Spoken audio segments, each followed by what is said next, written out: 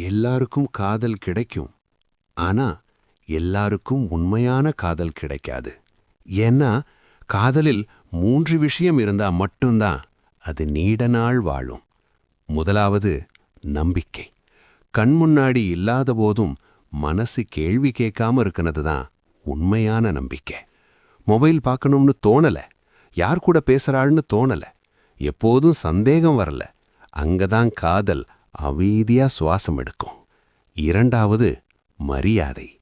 கோபம் வந்தாலும் கடுமையான வார்த்தை வராம தடுக்கிறது தான் அன்பு. நீ இப்படிதான்னு குறை சொல்றது காதல் இல்ல, நீ நல்லா இருக்கணும்னு மனசார நினைக்கிறது தான் உண்மையான காதல். மூன்றாவது புரிதல்.